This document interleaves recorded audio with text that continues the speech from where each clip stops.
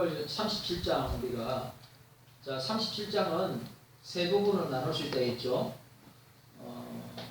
이 1절에서 7절까지 랍사게가 남유다와 하나님을 조롱할 때 히스기야와 이사야의 반응을 우리가 보았습니다. 오늘 그 내용 중에 뭡니까? 이런 상황이 벌어질 때 어떻게 해야 되냐? 적극적으로 회개해야 되고 참되게 회개해야 돼요. 여러분, 오늘 시차례가 성교중앙교회에서 있었는데 우리 시차례 교회가 13개입니다. 13개인데 오늘 그 목사님들 못 모이고 왜 4단계라서 못 모이고 시찰위원들 4명이거든요. 4명만 모여서 시찰을 했습니다. 그래 그 시찰장님이 자기가 성교중앙교회죠. 가장 안타까운 게 뭐냐면 이 성도들의 예배의 자세와 태도가 너무 많이 흐트러지고 이 예배가 그러니까 주일학교 중등부 대학 청년부들이 많이 안 됩니다. 보통 자기도 청년에 한 30명 이상 나오는데 지금은 10명도 안 나온다. 그러니까 지금 정부가 이 코로나로 예배를 탄압하고 예배를 핍박하는데 그래 자기는 우리 김영재 목사님은 공산주의 국가에서 여러분 아시죠? 공산주의 국가에서 10년 이상을 선교를 했는데 공산주의 국가에서 이렇게 하지는 않았대요. 공산주의 국가에서 이렇게 예배를 탄압하고 교회를 탄압한 적이 없답니다. 그리고 자기가 너무 안타까운 것은 성도들이 예배의 자세와 태도가 너무 많이 흩어져 우려스럽고 걱정되죠. 그런데 다 공이 한 분은 노회장님 천성교회 오동규 목사님, 한 분은 하나리교회 허택 목사님, 그리고 저 공이 똑같은 셈.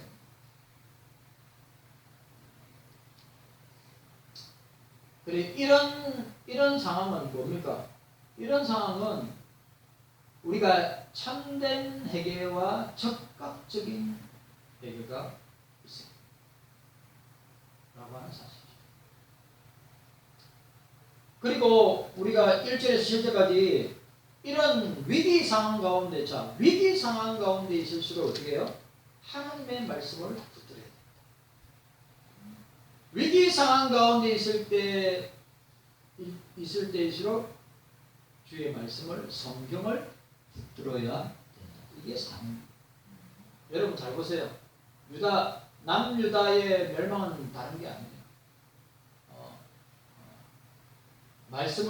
하나님을 붙들지 않은 것, 말씀을 붙들지 않은 것, 하나님 앞에 기도하지 아니한 것, 하나님 앞에 제대로 된 예배를 드리지 못한 것입니다. 그런데 오늘 이 시대에도 동일한 현상이고 오늘 이 시대도 동일한 모습으로 나타나고 있다고 하는 것입니다. 우리가 위기를 만났을 때 어떻게 해야 됩니까? 위기를 만났을 때 말씀을 붙들어야 된다. 위기를 만났을 때 기도해야 한다. 위기를 만났을 때 주님께 더 가까이 나아가야 한다. 라고 하는 사실입니다. 그리고 우리가 지난주에 8절에서 20절까지 뭘 생각했습니까? 히스기야의 기도를 생각했습니다. 히스기야의 기도는 어떤 기도였어요? 자신의 문제를 인식하고 내가 무슨 문제에 봉착했는지, 내가 어떤 문제에 지금 처해 있는지를 알고 주님 앞에 어떻게 해요? 있는 그대로 솔직하게 기도해야 한다. 이게 중요한 거예요. 기도는 이론이 아니라 기도는 실제이기 때문에 그런 거예요. 그리고 또 히스기야 히스기야의 기도는 뭡니까? 하나님의 통치를 구한. 이게 참 중요한 거예요. 오늘 우리가 기억해야 될 것. 히스기야의 기도의 핵심은 뭐냐? 자기 넋두리냐? 자기 지금 처해 있는 상황, 여러분, 그걸 구하지 말라고 하는 것이 아니라, 그런 기도 하지 말라고 하는 것이 아니라, 히스기야의 기도가 우리 기도와 다른 게 여기 있다는 거예요. 네? 히스기야의 기도의 핵심은 우리는 늘 내 주변과 내 삶의 이야기를 하는데 히스기야의 기도는 그렇지 않다고요.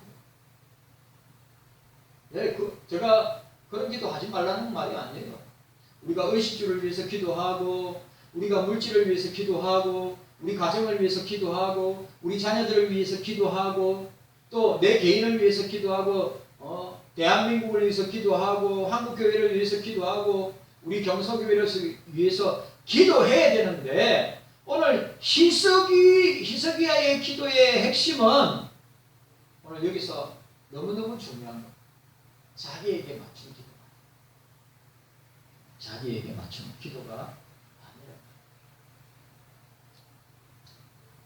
자, 오늘 여기 보시기 바랍니다. 20절.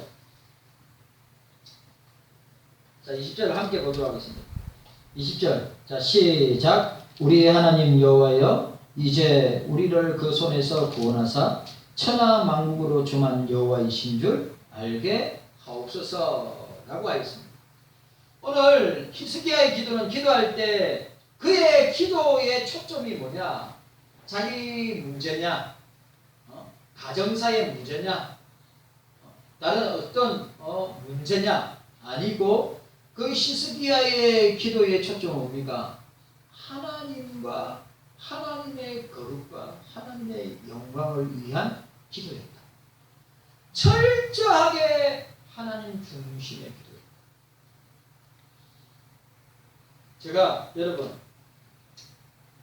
한나의 기도 사무엘상 1장하고 2장 사무엘상 1장하고 2장에 한나의 기도 한나의 기도는 개인적인 기도가 아니에요. 히스기야 기도의 내용과 똑같습니다. 철저하게 하나님 중심. 주님의 마음을, 주님의 심정과 주님의 중심과 마음을 알고 드린 기도. 이건 큰 차이가 있어요. 여러분, 이건 큰 차이가 있어요. 우리가 주님의 마음과 심정과 주님의 뜻을 분별하면서 기도하는 것과 그런 거 막 아무런 상관없이 자기 마음대로 주절거리는 기도하고는 차원이 다른 거예요. 기도의 사람들, 성경에 나타난 기도의 사람들은 철저하게 자기 중심적인 기도가 아니라 하나님 중심적, 하나님의 이름과 영광에 초점을 맞추고 드리는 기도였다. 히스기야의 기도의 키포인트, 히스기야 기도의 주된 관심은 뭡니까? 나라의 위기가, 남유다의 위기, 아수르 때문에 남유다의 위기가 왔다. 아니면 히스기야 개인의 신앙적 위기가 왔다. 이게 아니라 뭐예요? 하나님의 이름이 거룩해지는 것과 하나님의 나라가 확장되는 것과 하나님의 영광이 드러나는 기도.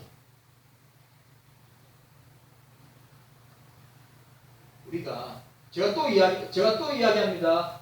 우리가 내 일상에 내 삶에 기도하지 말라고 하는 것 아닙니다. 그리고 구하지 말라고 하는 말이 아니에요. 기도가 선우, 뭐가 중요하고 우선입니다. 우선. 어떤 기도가 중요하고 어떤 기도가 차선인가를 분별하고 기도합니다. 아시겠습니까?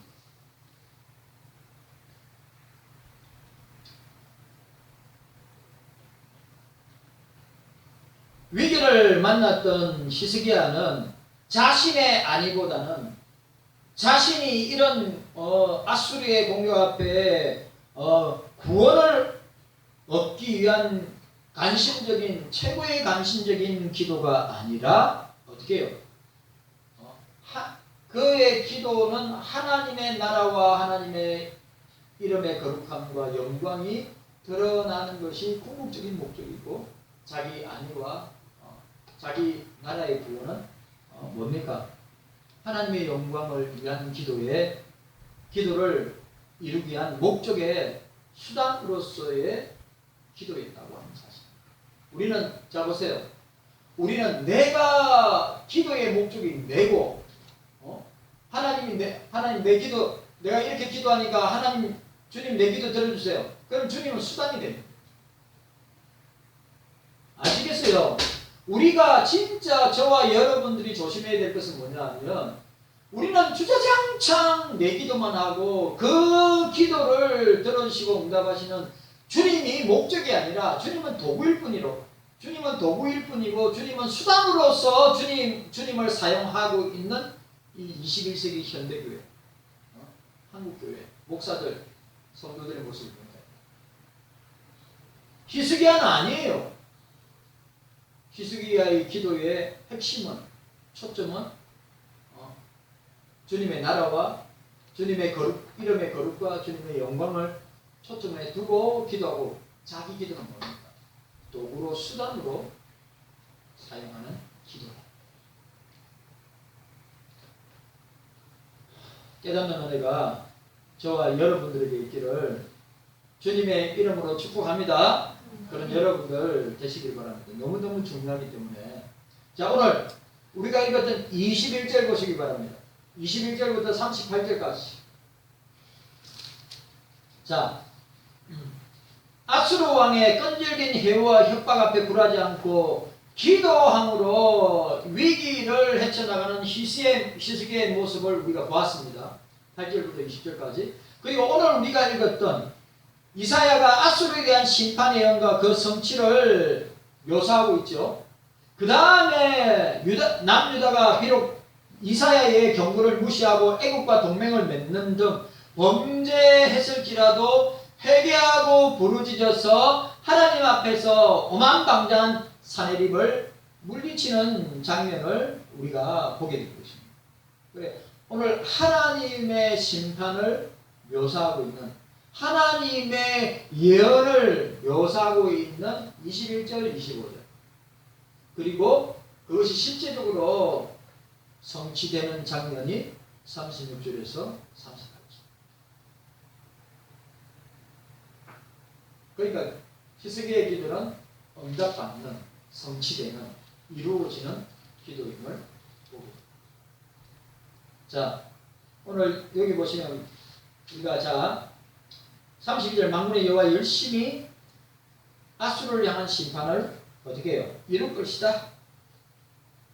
36절에 여호와의 사자가 여호와의 사자는 성육신하시기 전에 성자를 말합니다. 여호와의 사자가 아수르 진중에 18만 5천인을 쳤으므로 아침에 일찍 일어나 본 적 시체뿐이라 고 이야기합니다. 이거 여러분 감이 안 오죠? 여러분 이거 감이 안 오죠? 어떻게 18만 5천 명을 그래야 진짜 주님은 어미롭고 두렵고 또 온 우주와 세상과 존재하는 모든 인생들을 통치하시는 주님을 오늘 보세요. 여호와의 사자가 18만 5천인을 쳤는데 아침에 오니까 어떻게 해요? 다 죽어 있다. 그게 가능해요? 안 해요? 그게 가능합니까? 안 가능합니까? 대답을 해보세요. 그게 가능해요? 안 가능해요? 목사님, 그 옛날적인 전설 같은 이야기인데 그게 가능해요? 그렇게 생각하고 믿는 사람들 많아요. 주님은 지금도 그렇게 18만 5천 년이면 지금 주님은 잔인한 하나님, 무서운 하나님, 전쟁을 좋아하는 하나님. 그랬다고 생각합니다. 이거는 이사야가 하나님께 받은 예언을 선포하고 그 예언이 성취된 것을 보여줍니다. 그러니까 하나님은 그냥 말만 하시고 하나님은 사변적이고 이론적인 하나님이 아니라 하나님은 선언하신 그 말씀에 대해 반드시 성취하시고 이루시는 살아계신 하나님임을 보여주고 있는 것입니다. 자, 오늘 우리 21절에서 38절까지는 이사야 예언과 성취에 대한 것인데, 자 보세요. 여기 중요한 건 왜 아수르가 이런 심판을 받았는가? 왜 아수르가, 이건 우리한테 적용할 필요가 있어요. 왜 아수르가 이렇게 하나님의 심판을 받았는가? 하나님을 불신하기 때문에. 하나님을 불신한다는 말은 뭡니까? 하나님을 믿지 않는다. 이사야는 하나님의 예언을 선포하면서 반문죄의 형식을 빌려 아수르를 책망하고 있습니다. 자, 23절 보세요. 23절에 내가 해방하며 능력한 것은 누구에게냐? 내가 소리를 높이며 눈을 높이 들어 향한 것은 누구에게냐? 곧 이스라엘의 거룩한 자에게니라 고 이야기했습니다. 이러한 반문죄의 형식은 강한 부정적 표현을 의미할 때 사용하는 것인데, 이사야의 책망이 얼마나 심각한 것인가를 우리가 보게 됩니다. 그런데 오늘 23절에 누구에게냐라고 반복함으로써 아수르의 조롱이 하나님께 향하여 있으므로 심판받을 수밖에 없음을 보여줍니다. 하나님을 조롱하면, 하나님을 불신하면 반드시 심판하신다. 한국 교회가 목사들이, 성도들이 오늘 아수르의 심판에 아수르가 18만 5천 명이 죽게 된 근본적인 원인이 뭡니까? 하나님에 대한 불신함과 불신. 우리도 마찬가지예요. 우리는 하나님을 철저하게 믿어야 합니다. 확실해야 됩니다. 철저하게 믿어야 됩니다.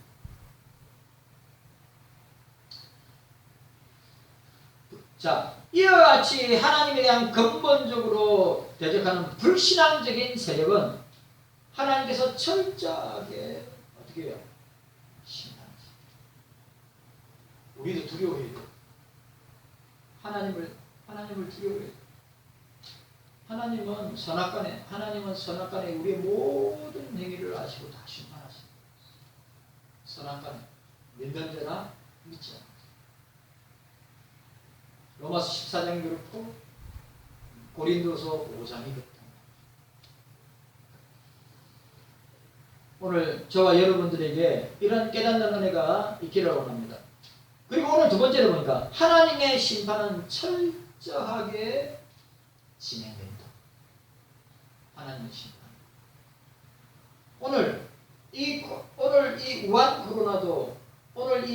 코로나도 주님이 세계 만국 교회와 한국 교회와 저와 여러분들을 향한 하나님의 징계와 심판의 도구이다 라고 하는 것을 우리는 감지하고 있습니다. 아수르에 대한 심판을 묘사함에 있어서 이사야는 여호와의 사자가 나아가서 36절에 여호와의 사자가 나아가서 라고 표현하고 사용함으로써 하나님께서 역사 가운데 주권적으로 다스리고 통치하고 심판하시는 분이심을 우리에게 보여주고 있습니다. 지금도 그래요, 안 그래요? 지금도 그래요, 안 그래요? 지금도 그래요, 안 그래요? 보세요. 이 지구촌에 있는 모든 인류가 75억 정도 되는데 75억 명 한 사람 한 사람에 대한 그들의 생사화복은 자기에게 있는 것이 아니라 지금도 살아계시고 역사하시는 주님의 주권적인 역사 가운데 있다. 믿는 자나 믿지 아니하는 자. 그걸 아셔야 돼요. 그래서 우리는 두려워해야 되는 겁니다. 그 무엇보다 세상의 권력이나 세상의 힘 앞에, 세상의 무력 앞에 두려워할 것이 아니라 심판하시는 산자와 죽은 자를 오고 가는 모든 세대를 믿는 자나 믿지 아니하는 자나 심판하시는 주님을 두려워해야 한다. 하나님은 주권과 우리 역사 가운데 주권적으로 개입하셔서 일하시는 분이라고 하는 사실을 우리가 기억해야 됩니다. 아수르에 대한 하나님의 심판은 철저하게 오차도 없이 이사야를 통해서 선언한 그 예언대로 성취되고 만다. 이러한 구약의 예언과 심판은 예수 그리스도의 재림 시에 최후의 심판의 모습으로 나타난다. 오늘 구약 성경에 나타난 이런 예언과 심판은 예수 그리스도의 재림을 통하여서 최후 심판의 모습으로 어떻게 해요? 모형적으로 예표론적으로 우리에게 보여주고 계시는 것이다. 왜냐? 삼일체 하나님은 모든 악에 대해서 모든 죄에 대해서 반드시 공의로 심판하시기 때문에 저와 여러분들 마찬가지예요. 저 주님의 심판대 없습니다. 권사님들 다 주님의 심판대 없습니다. 사모님 심판대 없습니다. 우리 영주 성빈이 주님의 심판대 없습니다. 선악간에 우리가 이 땅에 태어나서 죽을 때까지 그 모든 역사의 과정 가운데 되게 심판하십니다. 우리 신자들에게 그 심판은 행위에 대한 심판인데 그 행위에 대한 심판은 뭘로 나타난다? 상급으로 나타납니다. 불신자들에게는 어떻게 해요? 그들의 행위의 심판은 지옥으로 지옥 형벌로 심판을 받게 됩니다.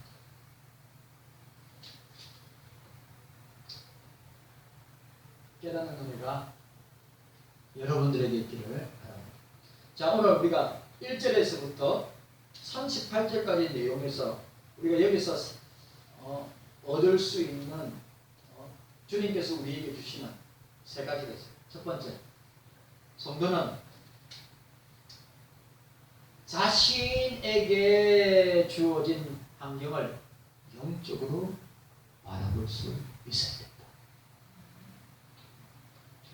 내가 중요한 말을 했는데 지금 그냥 육안으로 펼쳐지고 일어나는 사건으로만 볼 것이 아니라 뭐라고요?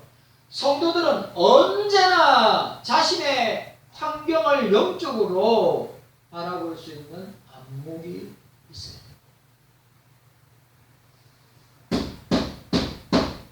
성경 말씀으로 우리가 지금 우리 가운데 펼쳐지고 있는 이런 현상들을 성경을 통하여서 어떻게 해요? 제대로 분별할 수 있어야 됩니다. 너무너무 중요한 거예요. 너무너무 중요한 거라고요.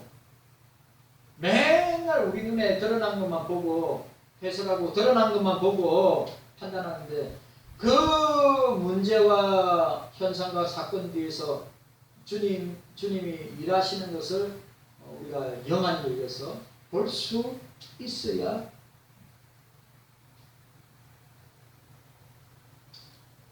두 번째로 하나님만이, 오늘 중요한 거, 하나님만이 우리의 문제를 해결할 수 있는 유일한 분이시다. 주님만이 우리의 문제를 해결할 수 있는 유일한 분이시다. 아시겠어요? 이 온 세계의 문제, 대한민국의 문제, 한국교회의 문제, 우리 경서교회의 문제, 여러분 한 사람 한 사람의 문제는 내가 해결할 수 있는 것이 아니라 주님만이 문제를 해결하실 수 있는 유일한 분이시다. 그리고 잊으면 안 됩니다. 세 번째, 주님의 나라가 이루어지기를 우리는 기도해야 합니다. 주님의 뜻이, 주님의 나라가 이루어지기를 우리는 이 이사야 37장을 통하여서 우리가 영적 의미를 우리가 찾아야 하는 것입니다. 자, 오늘 우리가 37장에서 우리가 생각해야 될 것 세 가지 중요한 걸 생각했습니다. 저와 여러분들은 우리에게 일어나는 모든 문제, 사건, 환경을 어떻게 해요? 육적으로 바라보지 말고 어떻게 해요?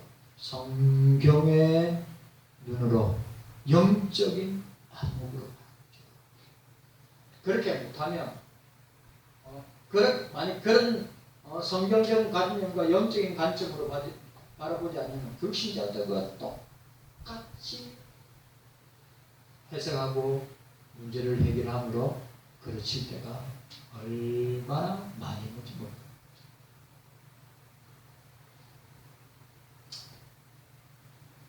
설교 다 끝났어. 우리 문제를 해결할 수 있는 유일한 분은 주님밖에 없다.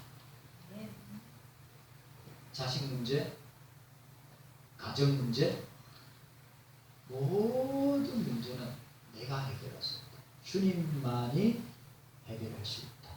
유일하신 분입니다. 세 번째로 주님의 나라와 뜻이 속히 이루어지기를 기도해야 한다. 깨닫는 은혜가 저와 여러분들에게 있기를 주님의 이름으로 축원합니다. 오늘은 이까지.